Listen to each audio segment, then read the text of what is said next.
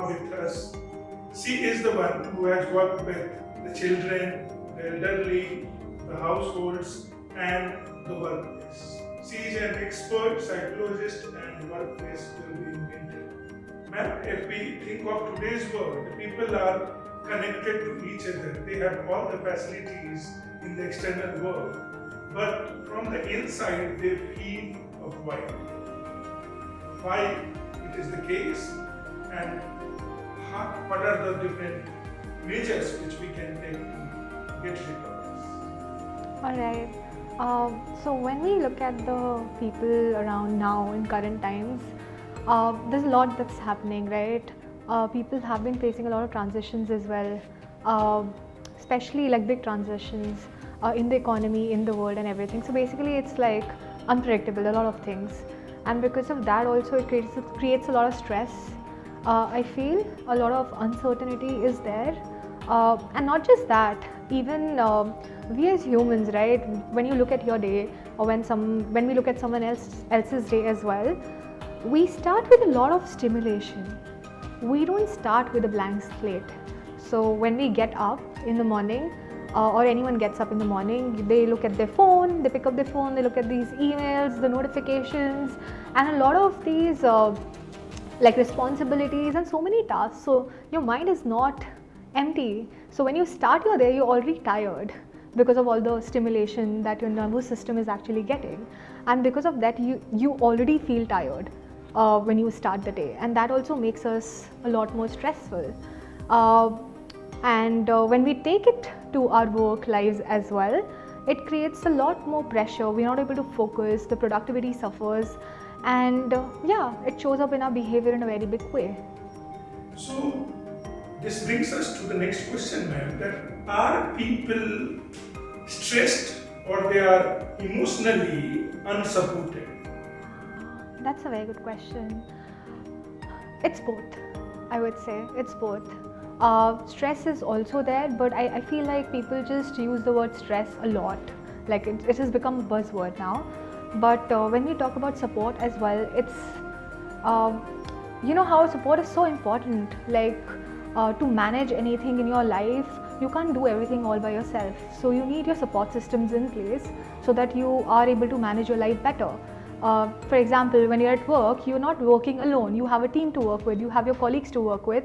So you have a nice bond, you share with them, you talk to them, you talk about your feelings, things that you're difficulty facing in, and then you find ways to find solutions. Similarly, when we look at our personal lives as well, you can't really do everything by yourself.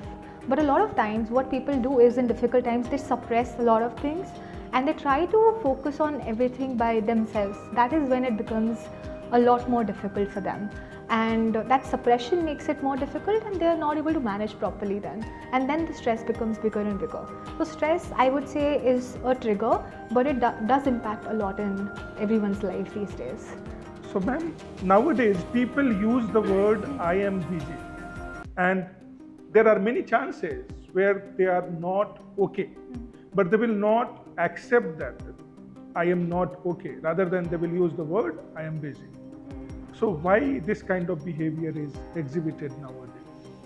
So yeah, let's go back a few years and let's look at the COVID times, right? Because that is when a lot of vocabulary for mental health became popular with a lot of people. Yeah, I feel when during that time people were very stressed. There was a lot happening, and so people were expressing a little back then. But after that, when people started going back to work again, I think it was very stressful for them. The whole change in per se from home to work again, and a lot of other factors that they were facing. And because of that, when it became a lot, and how workplaces also started shaming a lot of people, guilting a lot of people into being like that you are not being a lot productive now, is when people stop talking about their emotions at workplaces. So I know I'm talking a lot about workplaces right now, but that is where I majorly work currently. But I feel that works the same way with individuals as well. So for example, I know people are okay when it comes to supporting someone or helping someone when it comes to distress, right? So for example, when a friend is in need, maybe that person is like, okay, I'm going to come and I'm going to help you. Let's discuss what can we do about what you're feeling and how you're feeling, and let me help you in some way or the other. But when somebody goes through the same thing, there's still a lot of stigma attached to it, and people still feel very difficult to express their feelings in front of other people, even when it's about talking about their difficult feelings, even with like close people, because they feel that even if I talk about it, they will not take me seriously, or they will not be able to help me in any big way, and that also becomes a big challenge. So I feel a lot of times this people don't reach that second step is because they themselves feel they themselves are in denial, where they feel that okay, I will not get the right support even if I do it, and people will not take me seriously, so might as well just not talk about it. Okay, and like with children, there's like another aspect to it where they feel like okay, they're not really going to believe me, they're going to call me lazy, they'll feel like I don't want to pay attention to my work. So I think with different age groups it's very different, but I feel it's still very difficult to talk about mental health, to talk about your difficult feelings in a very big way, and that's why I feel that's like an avoidant behavior which people use a lot, being like okay, I'll just say I'm busy, then they'll not ask me difficult questions about my emotions. Let's go to the next thing which comes to my mind is the modern life, under quotation, modern life, which we call the fast-paced life. It is something which is moving at a much faster rate than the emotions of ours can handle it. Is it the case? Yeah, I think so. The rate of change of the word, the unexpected word, because everything, I think if I compare today's generation with generation of my grandfather or my father, they were somehow born and raised in a stable environment, whereas in our environment we don't know what will happen to the which corner of the world, and suddenly the world will be a different place. Okay, so let me put it this way. I feel that in every generation there were challenges, right? But I think every generation has had a different way to deal with it. So for example, when we look at the generation before us, they were very, very close. They were very knit together, right?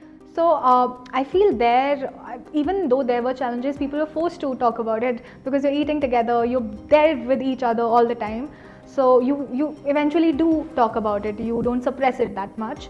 But I feel now, because with times, there are no joint families, there's not a lot of support. Even when like you look at a city like Bombay and you look at a functioning family, the child is going to the school, parents both are working, so the child comes back home but is alone.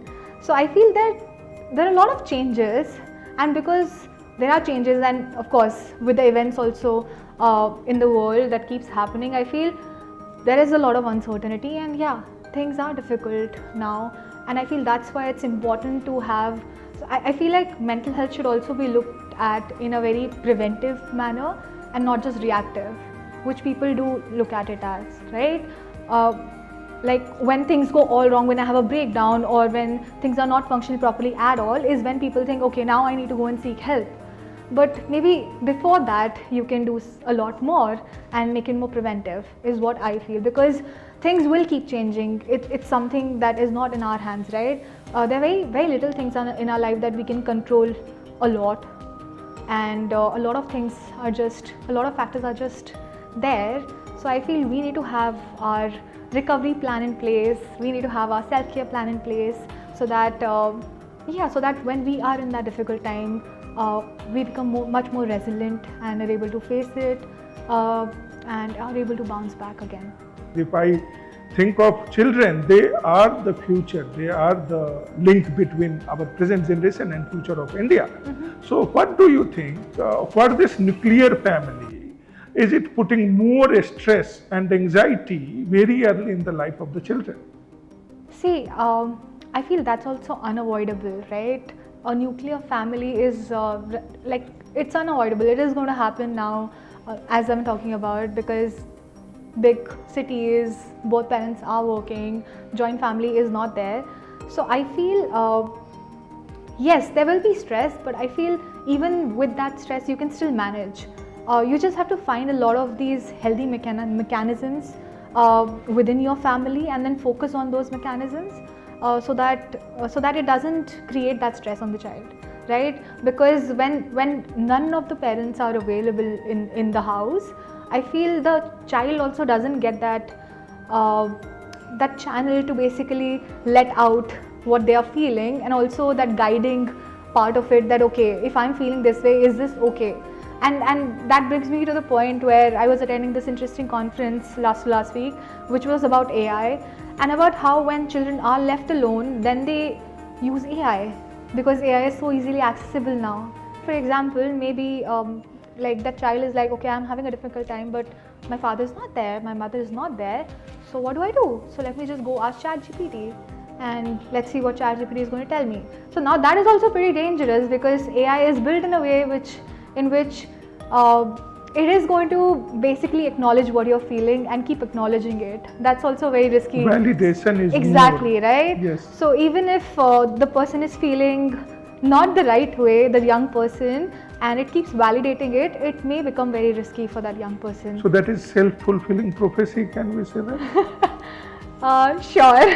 Yes. But I feel, yeah, so like I said, yes, it can create a lot of stress if the child is left alone.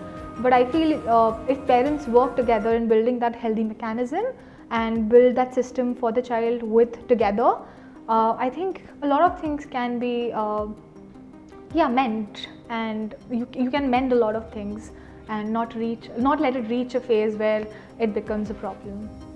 Now let's talk about the situation, ma'am, where both the parents are working. So parents will have their own insecurities, own fears, own stress. And do you think that they transfer their insecurities, fears and stress to the little child without he knowing about it or she knowing about it? That's a very interesting question. So children pick up a lot of non-verbals as well. Non-verbal cues. That's right.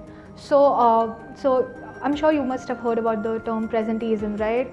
It's been used a lot. So it's about for our audience, just I'll just tell you. Yes, so for example, presenteeism is all about I'm here, I'm talking to you right now, but I'm not here mentally. So that's presenteeism, right?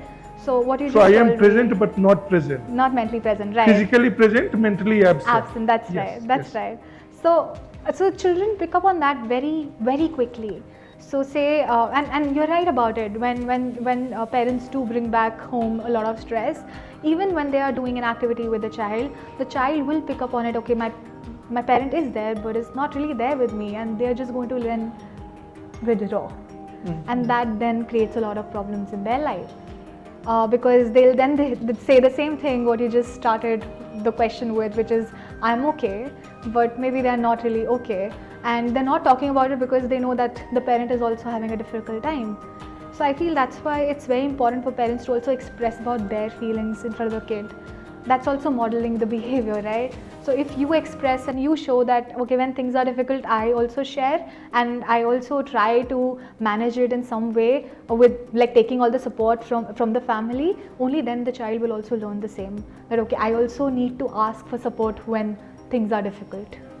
So ma'am, tell us this withdrawal symptom. You said that when they see that fear and insecurities of parents are being transferred to them, they are present but not present, they are withdrawn. So somehow, tell us one thing, can that child has emotional and motivational power to go and express it to the parents, or when they are withdrawn, how can they go and tell it to the parent? Can they do it actually, or they are helpless there? No, they do it. They do it, and they bring it up multiple times actually.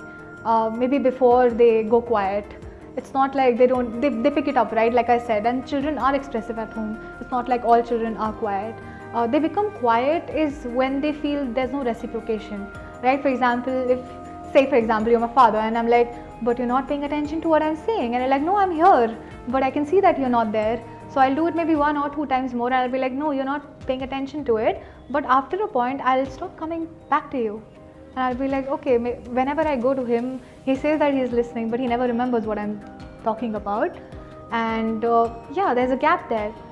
So I don't know. And I've brought it up to you again and again, but you still don't understand that. So I feel there has to be a lot more. So when we talk about mental health, when we talk about distress in life, I feel there has to be a lot more awareness and acknowledgement there. That's like the first step. Okay, so when we talk about anything in life that we want to change, first of all, we have to be more aware and reflect a lot more, like introspect. Look inside, okay, am I doing this? If I'm doing this, acknowledging the fact, okay, yes, I'm doing it. And when you say that yes is when you'll start thinking about it and you will take some action, maybe. Yeah, but if something is happening and you're like, no, I'm fine, it's okay, it'll all be fine. Yeah, maybe I ignored him once, but it's okay. The next time I'll pay attention to him, so it's fine. I mean, that's not really helping you in any ways. I feel there's, in any situation, I feel when it comes to mental health, there has to be a lot more awareness on how you're feeling, what you're doing, and then acknowledging that yes, you are doing it and not just avoiding it. And then maybe moving to the next step where you take some solution, being like, okay, sitting down with a child and talking to the child openly, or sitting down with your partner and your child and all three of you discussing like a plan together as to how should we do this together, because you're all in this together, right? What do you think? Even in loving families, do we have cases of emotional neglect to the child? Yeah, there are there. I mean, I won't be able to give you a number, like, because in India, I would say stats is not, like, research studies are not done a lot. But yeah, there is. Even in loving families, sometimes there's neglect. In fact, not just neglect. I would say in loving families, there's other aspect of it, which is more of like helicopter parenting, right? Right now we see so many kinds of parenting styles. So like earlier, I would say my generation, where parents used to be like, okay, I know the schedule of the child, so the child will go and do whatever they want to do.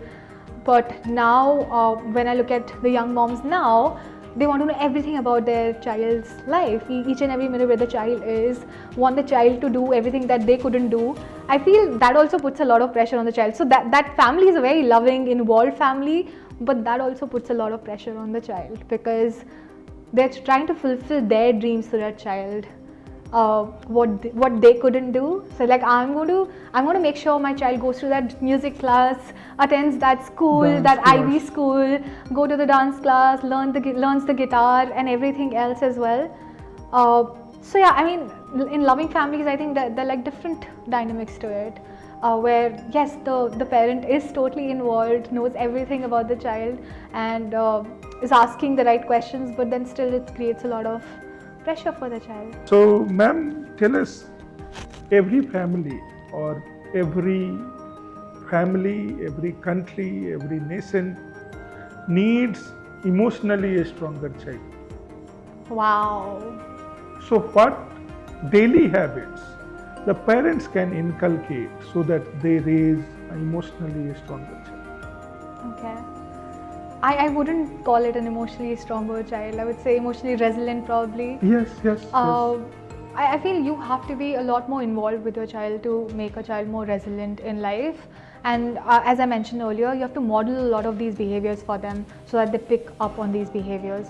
So, say for example, when it's about boundaries, you have to sit with them and make them understand what they are and how they work.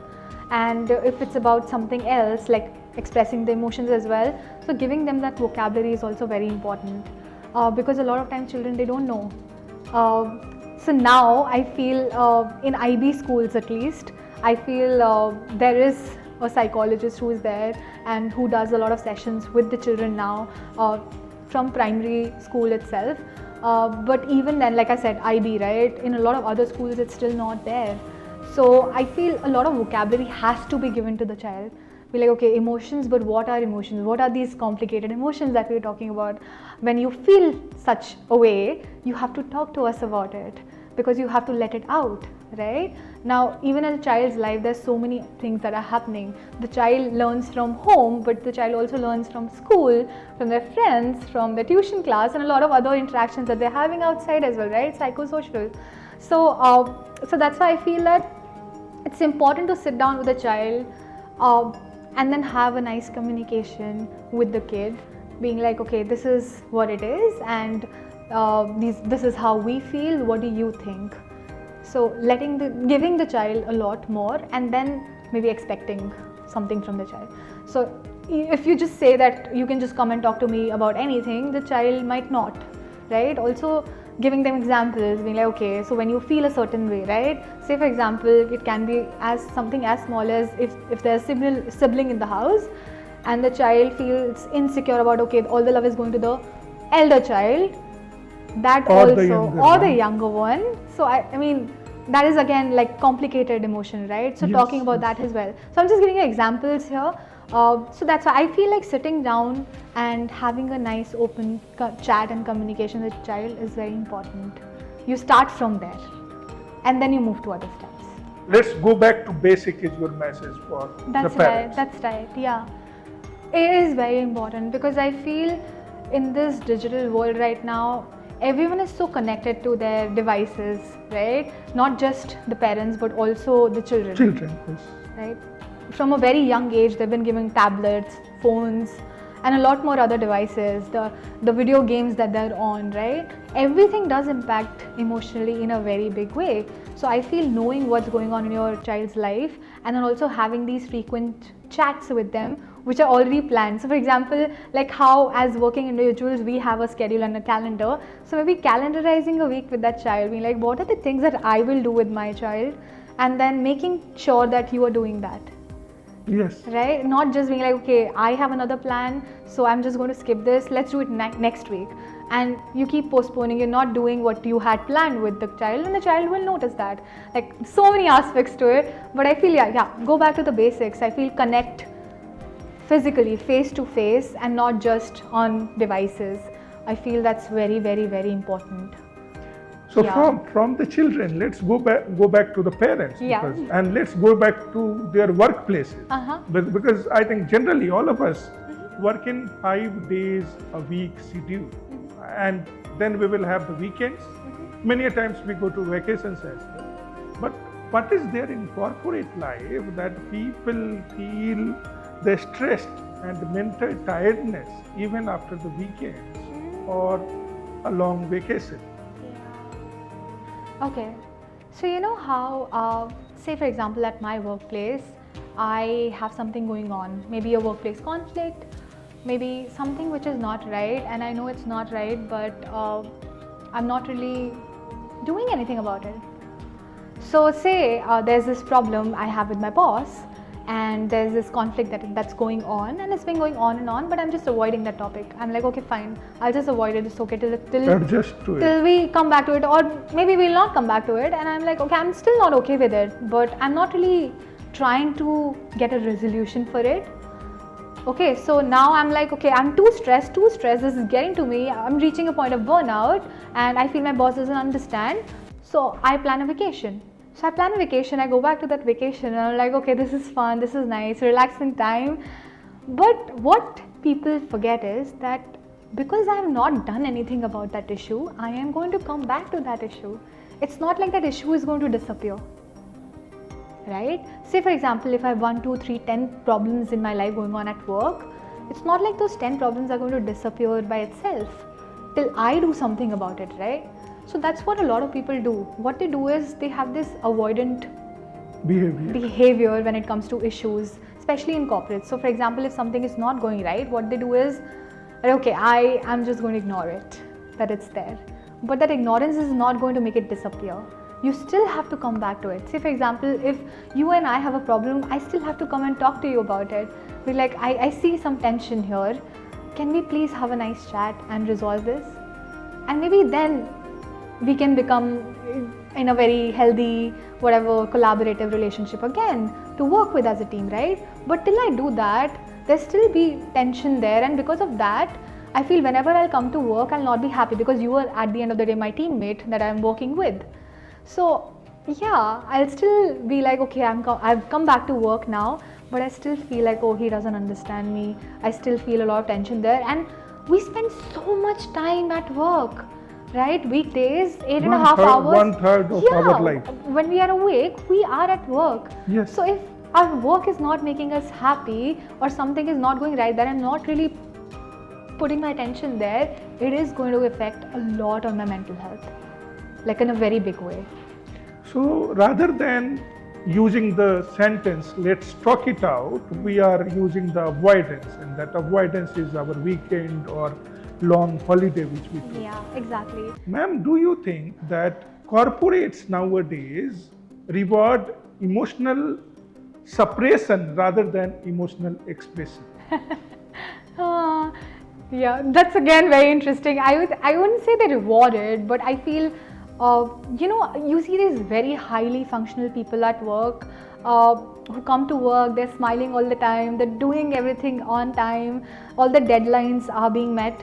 But at the end of the day, maybe the person is actually going through something very difficult. Maybe the person has anxiety issues or has like really difficult personal life back home. But the person is not really showing it, like suppressing it all.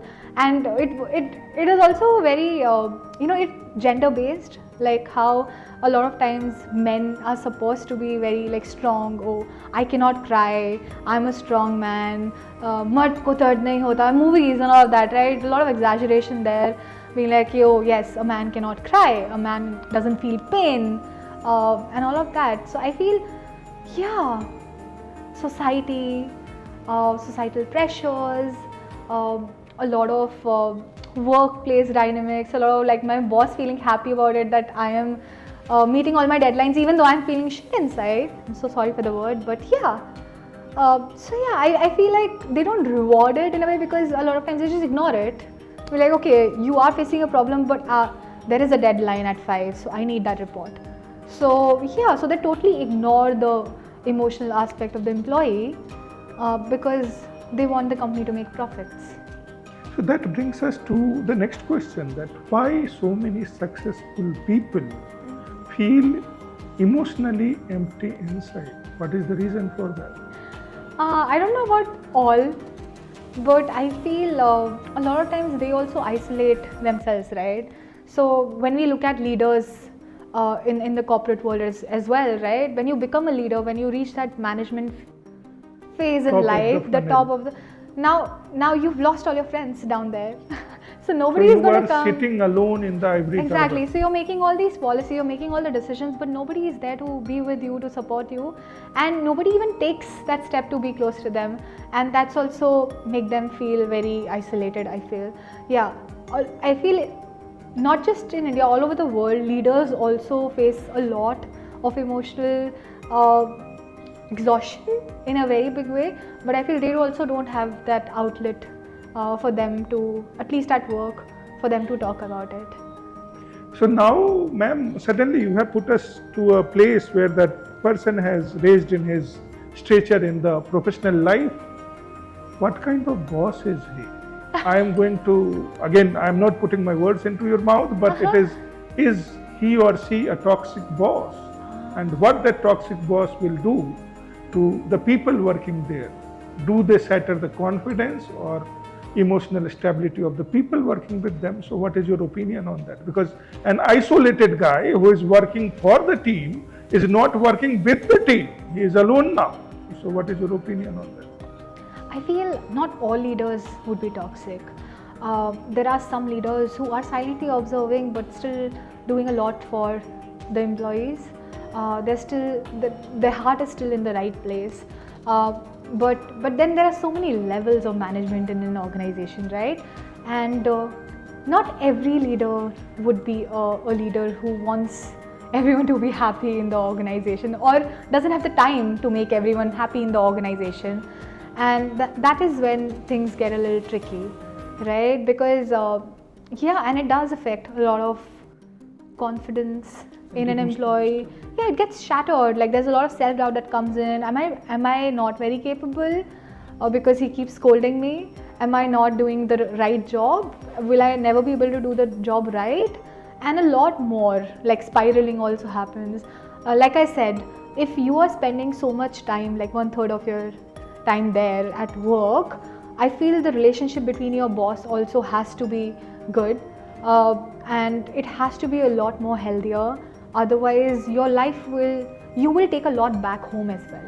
So now as you're the baggage. Exactly. So now not just your professional life but also your personal life is Starts getting complicated. Yes. Yeah. So now maybe at work I was not doing good, but now because that person is telling me, is calling me names and is affecting me so much that I'm taking it back home, and now there it can show up in a lot of different ways. So it can show up as aggression, it can show up as irritability, but it can also show up as withdrawal there as well. Negligence, withdrawal. Exactly, like silence, right? So you know how our nervous system works, right? There's fight, there's flight, and there's freeze, and we are always, our brain and our body is always scanning all of this, like everything. So even right now my body and my brain is scanning whether there's any danger or threat, and whenever there is any danger or threat, I'm going to choose either a fight or a flight or a freeze response. So what's a fight? I'm going to be angry, I'm going to like defend myself, I'm going to argue with you. Express yourself. Yeah, okay. Yes. When it's about freeze, I'm going to go numb, I'll not speak. Silence. Avoidance, right? Yes. And then there's flight, right? Like you just not. I will go away on a vacation. Exactly. Yes. So these are the kind of responses, and then like I said, that person is going to come back, will either show a lot of anger on themselves or on the family. So you know, that's how a lot of other things or other I would say repercussions of the same factors yes. also affect in your life, like yeah. So as a workplace consultant, bring us the solutions. What are the practical solutions which one can have in his own mind? That song should be going on continuously in his mind, so that he or she takes care of these problems which occur at the workplace on daily basis.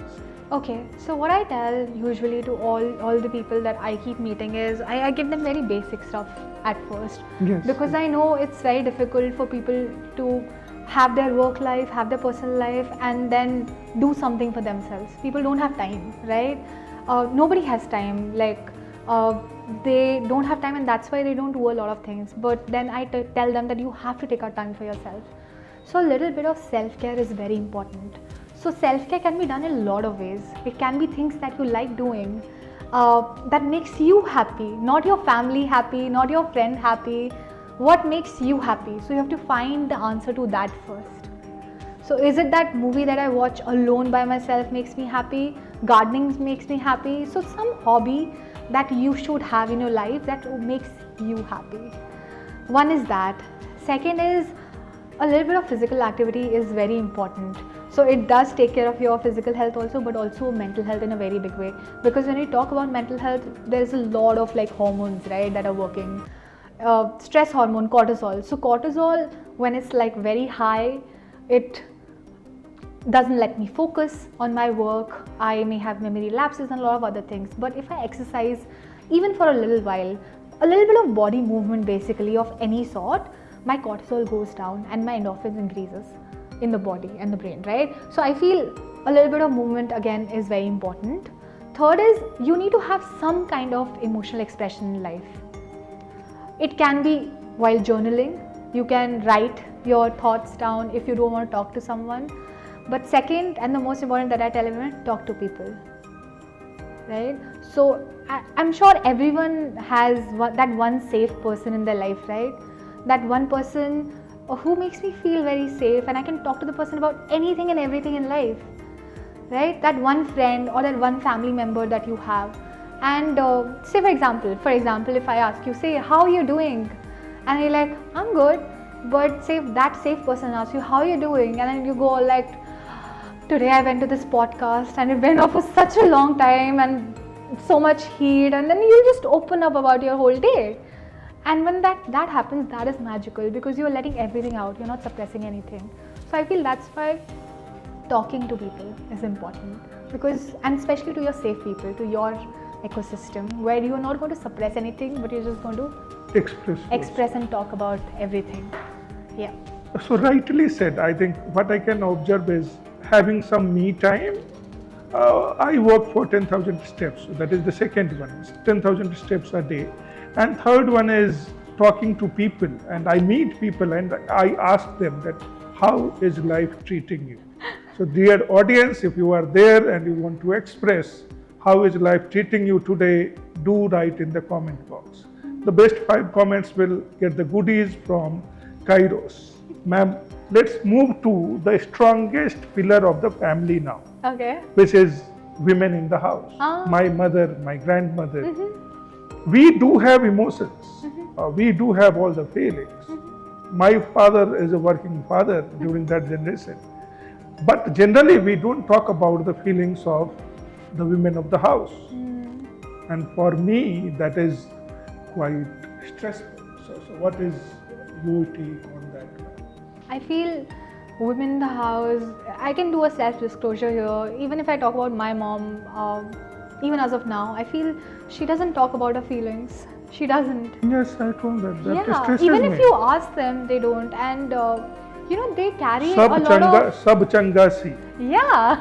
Everything is good. That सब is there. बढ़िया है, तुम tension मत लो. हाँ. So you know how, like I said, with different generations, it has been very different, right? So I think when I look back at my mom and her experiences, I feel she was never given that space to actually talk about her emotions, and nobody really asked her.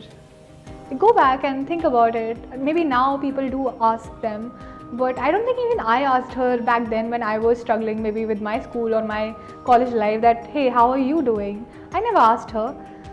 So and not just that, women in the house, they carry so much invisible baggage.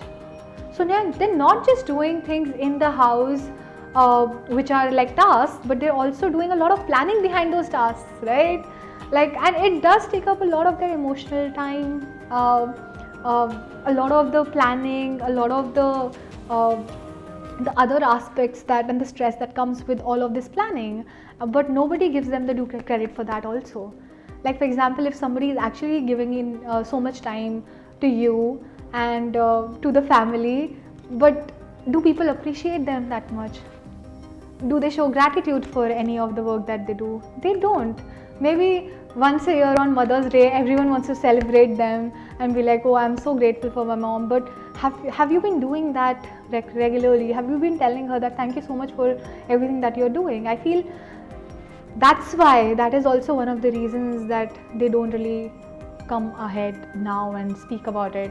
I feel like they also need a lot of these channels to talk about how they're feeling, and I think we all need to show a lot more gratitude for our parents in the family who have done a lot for us, but we don't really show a lot of love to them in any form or way. So yeah, maybe you can try it when you go back today. Just say like nice sweet words, maybe to your mom, be like, hey, I love you, and if you want to talk about anything, I'm here. She'll be so surprised. She'll be like, oh, I've never heard this from you ever. And yeah.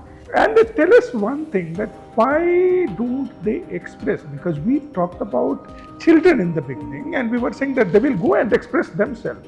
But we are seeing here that an elderly woman who has done so much for the family, she is not expressing herself. Yeah. So are we responsible for that as family members, or it is their less of expressing behavior? What is that? Or is it society?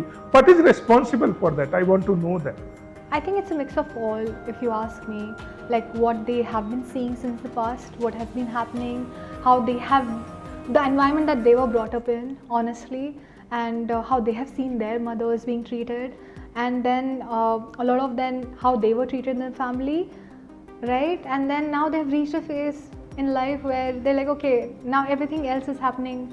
Okay, then why do I need to add more pressure to it? So that's why I feel like sometimes they take this choice by themselves, being like, it's fine, everything is going right. But yeah, there's a lot to it. We can have a longer chat about this, I guess. But so let's go to the final one. Okay. Do they feel loneliness in the family, in a loving family? Can women of my house, और एक औरत जो घर में है, ये माँ या दादी हो सकती है, क्या उसे अकेलापन महसूस होता है एक लविंग फैमिली के अंदर? Of course हो सकता है, right? Because when we look at elderly people in the family, let me go back to transitions now, right? What we started with, right? There's so much change that has happened in their life, right? Maybe somebody has lost their partner, or something big has changed in the family dynamics.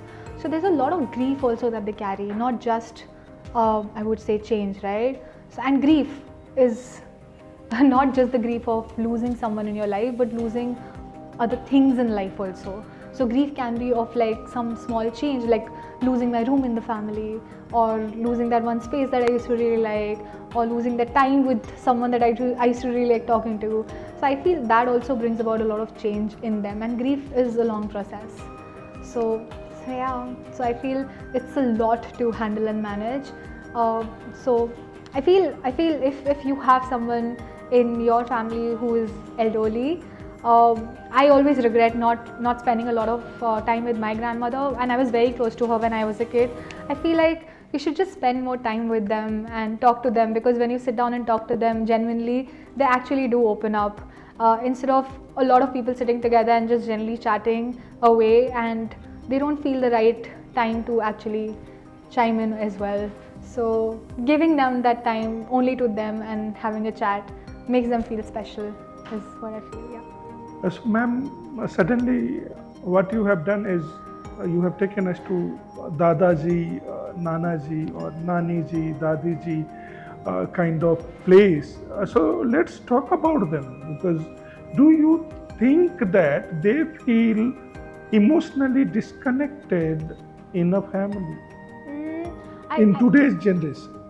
I wouldn't say everyone does, but maybe yeah, some people do feel disconnected, right? Like I spoke to you about the digital world divide. now, right? So is there any digital divide between the generation today and that generation? What is the role of that in that? There is. For sure there is, because everyone, like I said, you go back to a family, you observe a family, and like everyone has their own personal mobile phones, but maybe the Dadaji has a phone but doesn't really know how to use that phone, and he doesn't know what to do with his free time. So he used to love those conversations with maybe the children, but now all the children are busy with their own lives, with their own personal devices. So I feel you need to have some time off digital world as well, like removing all the devices. For example, when you're eating, maybe when you're on the dining table, I think everyone's phone should be in their bedrooms and not on the dining table, so that nobody can look at it. So like some zones where you can't use the phones, so that people are paying attention and having like genuine conversation with each other.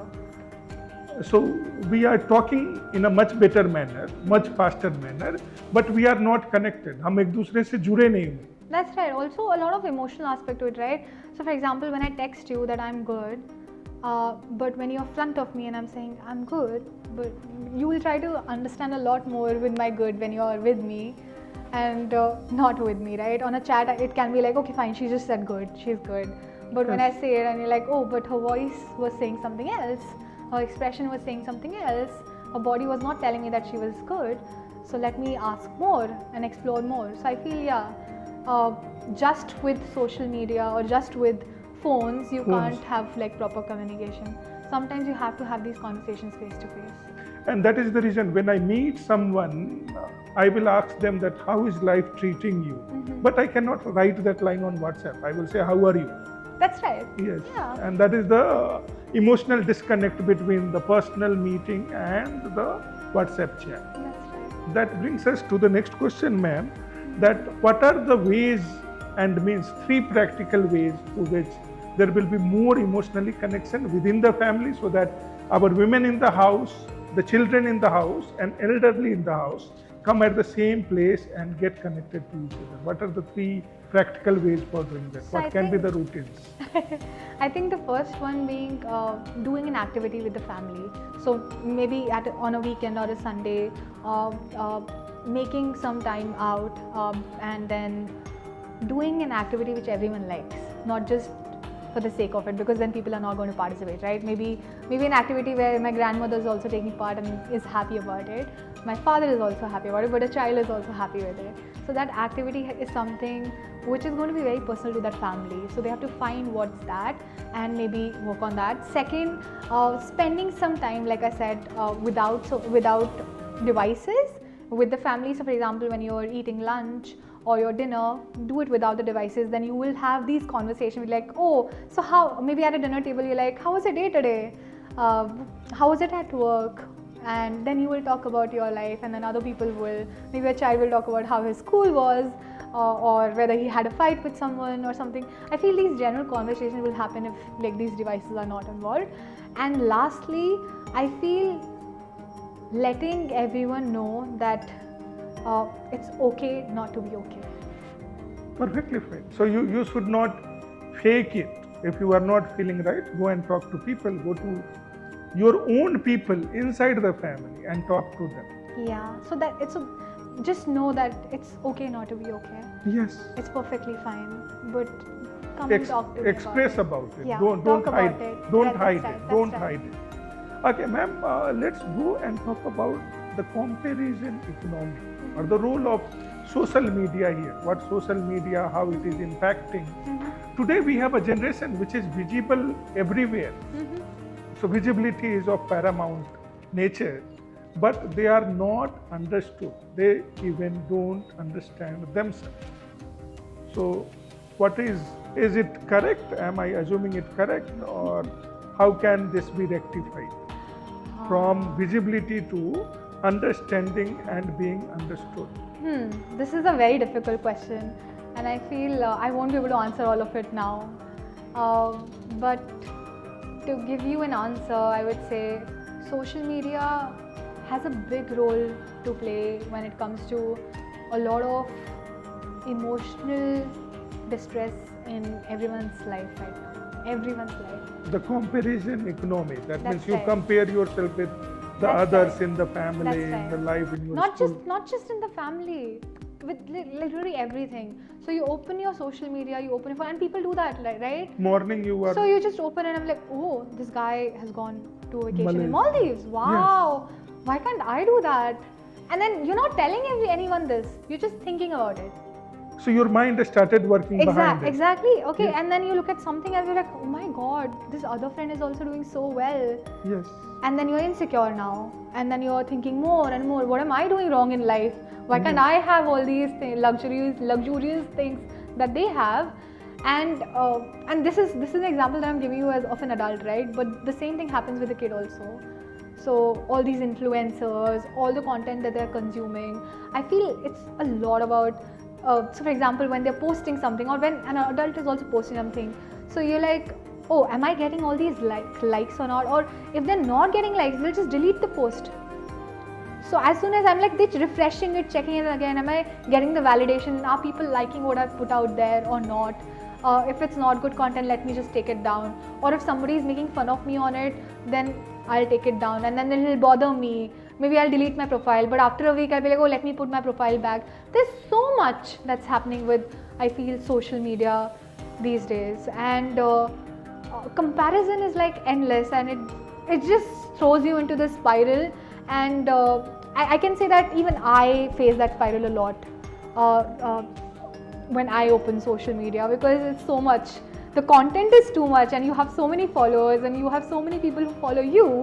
So even when you post something, there's so many people looking at it and commenting on it.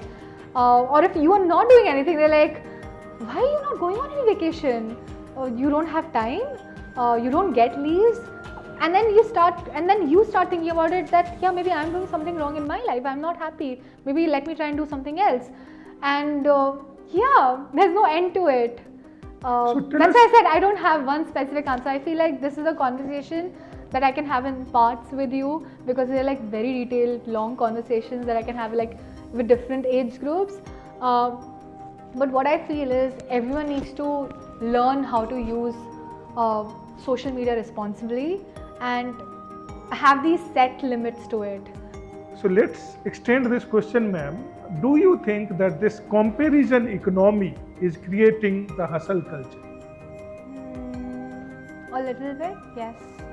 And what is the position of rest, or what is the chance of resting in a hustle culture? Do we rest enough? Do we take enough of rest? And does it affect our mental health or well-being? It does affect in a very big way. We don't. A lot of people don't. If I ask audience also now, and I ask them that how many hours do you sleep in a day, I'm very sure nobody's going to say 8. People are going to be like 4, 5, 6. In fact, I ask this question a lot of times in my workshop, and I ask them to put their hands up. And you'll be surprised to know that more than 60% of people are only sleeping for like 4 to 5 hours, less probably in a day, which is very, very, very bad. And when it comes to sleep also, it's very interesting because then they ask me what should we do and what should we not do. And a lot of times when we go to sleep, we have these very bad habits that we have in place. Like for example, when we are going to the bed, I'm like, okay, let me just check my phone one last time. And then you pick up that phone and then you just start scrolling and there's endless scrolling.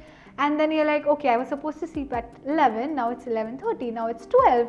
Oh, I was scrolling for about 1 hour, and then you put the phone back down, but you're still thinking about what you just saw on social media or whatever you were consuming online. It can be news also, that may be distressing for you, but then you keep thinking about it, and that thought process is keeping you awake. And because of that, you're not able to sleep. And that's why a lot of people complain about insomnia and about how they're not able to sleep even when they want to sleep. It's because you are doing so much. There's so much stimulation in your brain before you're going to sleep, and that's why your brain is not rested right now or is not calm enough to actually go to sleep. So you need to have these practices in place where you don't look at blue screens for about 1 hour before you sleep. So say for example, if your sleep time is 10, then from 9 p.m. you don't look at TV, you don't look at the computer screen, you don't open your phone at all, and you're just maybe reading a book or doing something that makes you feel calm, or having a nice tea or taking a hot shower, but doing these practices that actually makes you fall asleep better. So you have to find what you think works for you and then continue doing that, right? And then having at least 8 hours of sleep is what I recommend everyone here. Sleep is the first thing that gets affected when it comes to any kind of mental health issues in your life. So be it depression, be it anxiety, be it anything, the first impact will be on your sleep and your appetite. So those are the two things that you will start seeing first. That you were a person who was a foodie, but suddenly you're like, I don't feel like eating anymore. Your favorite dish is on the table and you're like, oh, I don't feel like eating it right now. I don't know what's wrong with me. And that's how it starts. So that's how you will know when your appetite and your sleep is getting affected a lot. Okay, something is wrong with me. I need to talk to someone about it. So when will you know? Before you ask me, I'll tell you. When will you know that you have to go seek professional help?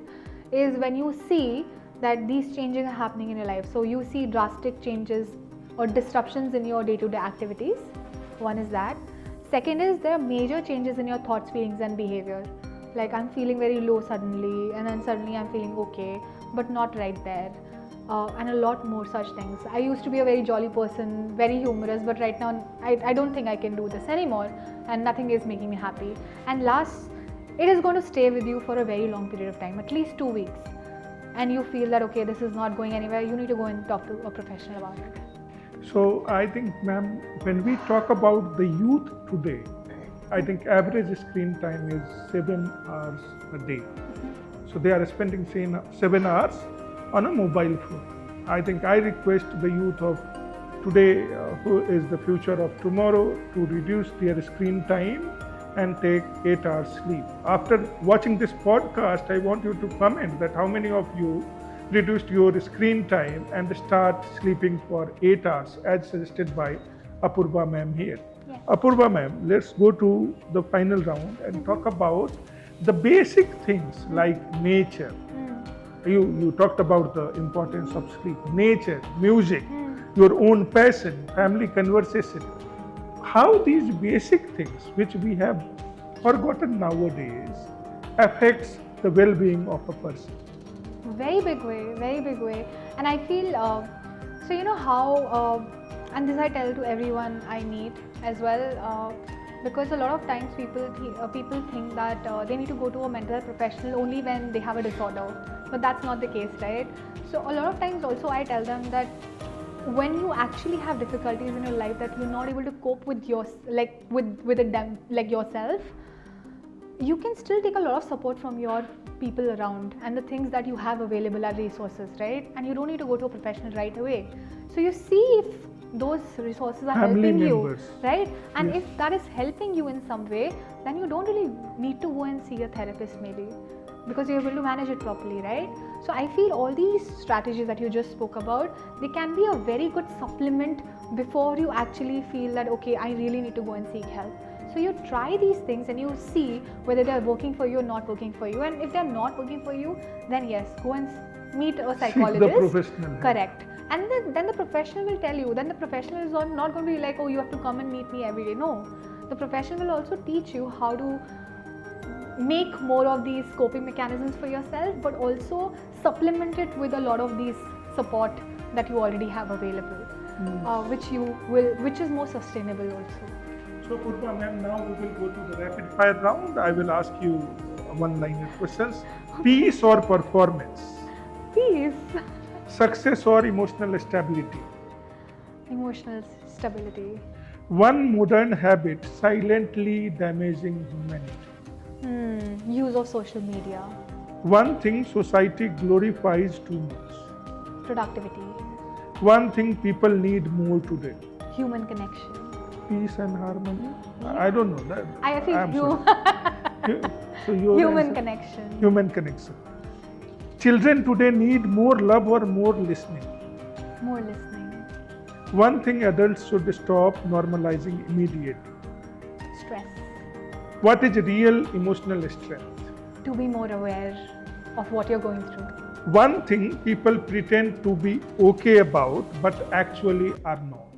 About their struggles. One sentence people listening today emotionally need to hear. That it's okay not to be okay. Thank you, Apurva ma'am, for being with us today.